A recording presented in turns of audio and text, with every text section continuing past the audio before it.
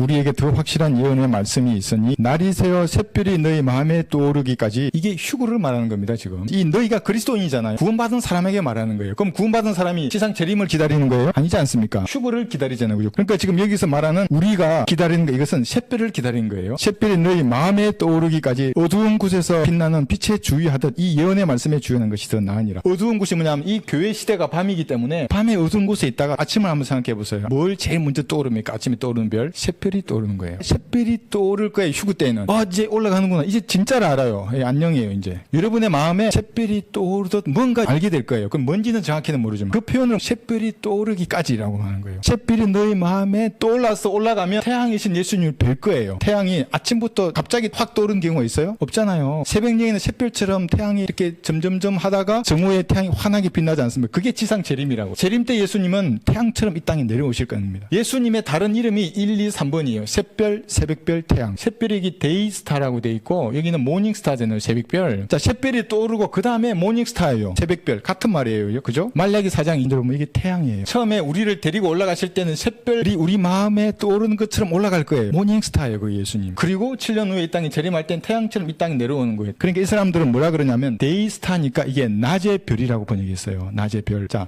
낮의 별이 여러분 있어요? 없어요? 깊이 생각하지 말아요. 여러분 생소로 우리 부친이 생각하시는 게 제일 옳은 겁니다. 내 인생을 살아봤는데 야, 낮의 별이 어디 있냐고. 물론 있잖아요. 있기는. 그러나 우리의 단어를 보는 거예요. 그게 샛별로 번역돼야 하는 거예요. 이 데이스타를 직역을 했잖아요. 낮의 별 그러면 아웃이에요. 이게 번역이 아니죠. 그건 한국 사람 정세 받아들일 수 없는데 낮의 별이 어디 있어요? 자기는 태양이라고 하겠지만. 그러면 우리에게는 샛별처럼 떠오르는 예수님이 가려진다고요. 갑자기 낮의 별이 떠오르는 거예요. 베드로서 1장 9절에서 말하는 이 샛별이 떠오르기까지의 이 샛별이 도둑질을 당한 거예요. 도둑질한 거예요. 이 사람들은 샛별이라는 예수님의 이름을. 뭐 영어를 알고 이거 필요 없어요. 여러분 그냥 마함으로 받아들이면 돼요. 저게 잘했는지 못했는지를. 경건의 신비는 논쟁의 여지 없이 위대하도다. 하나님께서는 육신으로 나타나셨고 그랬어요. In the flesh입니다. 그러니까 우리 성경은 육신으로 나타나셨고 그런 거예요. 그러면 뭐예요? 이 전체가 육신이나 육신 아니나 전부 하나님이에요. 예수님은. 예수님의 머리카락은 하나님의 머리카락이에요. 그래서 예수님의 피가 하나님의 피라는 겁니다. 육신 안에만 하나님이 나타나서 그건 하나님이고 그러면 육신이나 육신 밖은 뭐예요? 그럼 아니에요. 하나님이 표킹의 번역처럼 험정리의 번역처럼 하나님께서는 육신 안에 명백하게 나타나셨고 이렇게 해버리면 이 교리가 사이비 교리를 옹호하는 겁니다. 그래서 정명석이가 그러잖아요. 뭐라 그럽니까? 내 안에 하나님이 나타났다 그래요. 그러면서 나를 봐 나를 이렇게 되는 거예요. 내 안에 하나님의 영이 들어와 있기 때문에 내가 하나님이라는 거예요. 그러니까 그들은 정명석이를 옹호하는 성경이 되는 겁니다. 사이비 교리를. 육신 안에 나타난 게 아니고 예수님은 육체 안이 아니라 육체도 하나님이에요. 육신은. 창세기 3장 15절에 보시면 여자의 씨라고 했다고요. 씨. 예수님은 씨 자체가 하나님이라고. 인간의 씨가 아니라고요. 그렇기 때문에 육체 안에 나타난 게 아니라 하나님은 육신으로 나타난 겁니다. 이사야 9장 6절 이는 우리에게 한 아이가 태어났고 우리에게 한 아들이 주어졌음이니 정부가 그의 어깨 위에 있을 것이요 그의 이름은 경유로우신 분이라 상담자라 능하신 하나님이라 영원하신 아버지라 화평의 통치자라 불리리라 해요. 이게 재림 때 그렇게 불리실 거니까 하나님이라는 이름을 가진 아이가 태어난 거예요. 육신 안만 하나님이 아니라 그 꼬맹이도 하나님이었다고요. 그 씨 자체가 하나님이라고요. 물론 이는 아내라는 의미도 있어요. 그런데 여러분 보세요. 여러분 안에 누가 계세요? 여러분 안에 하나님이 계시는 거잖아요. 너희가 믿음 안에 있는지 너희 자신을 시험하고 스스로 입증하라. 예수 그리스도께서 너희 안에 계신 것을 스스로 알지 못하느냐? 예수님을 구주로 영접할 때 우리 안에 예수님이 영으로 들어오신 겁니다. 그럼 잘 보세요. 육체 안에 하나님이 나타났다는 말은 예수님이나 우리나 그럼 같다는 말이 되니까 정명석이가 나도 같다는 거예요. 이만희가 나도 같다는 거예요. 예수님이 돌아가셨으니까 그 영이 내 안에 들어오니까 나도 예수님과 같은 보혜사다 이렇게 주장하는 거예요. 사이비 종교를 옹호하는 성경이 되는 겁니다. 마귀를 옹호하는 성경이라고 이게. 아브라함이 자기 포피에 살을 베어낸 때는 그가 99세였고 만약에 표준 킹 제임스 성경처럼 인이란 말을 안으로 번역하면 어떻게 되냐면 포피 안에 살을 베어냈다고 해야 돼요. 포피 안에 무슨 살이 있어요? 있어요. 그 사람들은 표준 킹 제임스 성경 포피 안에 살이 또 있어요. 그러니까 말이 안 되는 번역이니까 자기들도 인을 안으로 번역하지 않고 살을 베어냈다고 한 거예요. 그러니까 인이란 말이 문장에 따라서 안으로 번역할 때도 있고 을으로 이렇게 번역할 때가 있는 거예요. 태초에 하나님께서 하늘과 땅을 창조하셨느냐 그랬어요. 영어로 하면 in the beginning으로 시작하잖아요. 만약 이 인의 의미가 아니라면 태초 안에서 하나님께서 하늘과 땅을 창조했다고 번역해야 돼요. 그들도 이게 이상하잖아요. 태초 안이 어디 있어요? 태초에 하나님께서 하늘과 땅을 창조하셨다고 번역했어요. 우리도 그렇게 번역했고 그러면 인이 항상 아니라는 의미가 아니잖아. 그런데 왜 이렇게 중요한 구절이 하나님이 육신으로 나타나신 거예요. 창조주가 자기가 되어서 나타났다고요. 그리고 우리 죄의 값을 지불하기 위해서 갈보리 십자가에 피 흘려 죽으셨다고. 그리고 마귀들이 변개한 성경을 보면 모두 예수님의 신성을 낮추고 보일의 능력을 낮추고 예수님 이름에서 뭔가를 빼고 동정녀 탄생을 낮추고 기독교의 근본 교리라고 하는 것들을 다 흔든다고. 결정적으로 흔든 거예요. 이게 많은 미혹하는 자들이 세상에 들어왔나니 그들은 예수 그리스도께서 육신으로예요. 육신으로 오신 것을 신하지 않는 자들이라 이것이 미혹하는 자요 즉 그리스도라. 육신으로 오신 것을 믿지 않고 육신 안에 나타났다고 하면 그건 적그리스도의 영이에요. 그러니까 이단들이 좋아한다고요.